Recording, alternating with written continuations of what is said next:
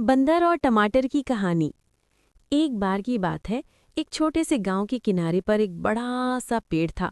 उस पेड़ पर एक चालाक बंदर रहता था। वो बहुत शरारती था और हमेशा कुछ न कुछ करने में लगा रहता था।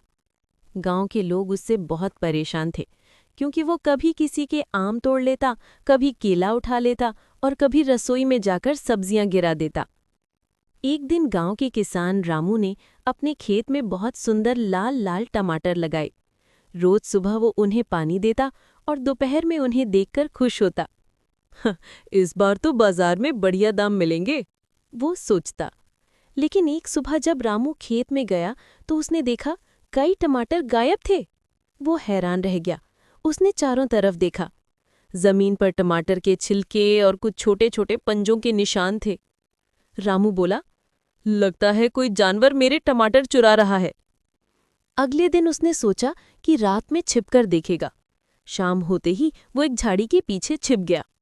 रात के कुछ देर बाद ही उसने देखा वही पेड़ वाला बंदर चुपके चुपके खेत में आया। वो बहुत चालाकी से एक झटके में टमाटर तोड़कर खाने लगा। कभी एक टमाटर, कभी दो, कभी तीन।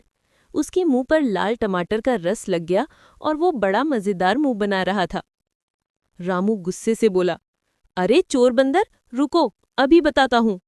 लेकिन बंदर हंसते हुए पेड़ पर चढ़ गया और बोला, रामू भाई, तुम्हारे टमाटर बहुत स्वादिष्ट हैं, थोड़ा और दे दो। रामू बोला, अब की बार तो नहीं बचोगे। अगले दिन उसने एक चाल चली। उसने टमाटर के पास एक बड़ा सा जाल बिछा दिया और ऊपर से ताजे टमाटर रख दिए। रात को जब बंदर आया तो उसने देखा कि टमाटर फिर लाल लाल चमक रहे हैं। वो झट से कूदकर नीचे आया और जैसे ही टमाटर पकड़ने गया, दप, जाल बंद हो गया। बंदर फंस गया और चिल्लाने लगा, बचाओ, मैं आगे से चोरी नहीं करूंगा। सुबह जब रामू आया तो उसने देखा कि बंदर सच में फंसा है।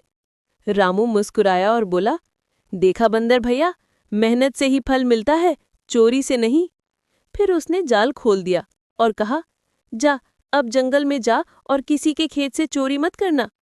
बंदर ने हाथ जोड़कर कहा, ठीक है रामू भाई, अब से मैं जंगल के फलों से ही पेट भरूंगा। उस दिन के बाद से वो बंदर कभी गांव में चोरी करने नहीं आया। वो जंगल में रहता, फलों के पेड़ों से मजे मजे में खाना खाता और गुनगुनाता। मेहनत का फल मीठा होता है। कहानी की सीख यानी कि मॉरल, चोरी करने से कभी खुशी नहीं मिलती। मेहनत से पाया गया फल ही असली आनंद देता है।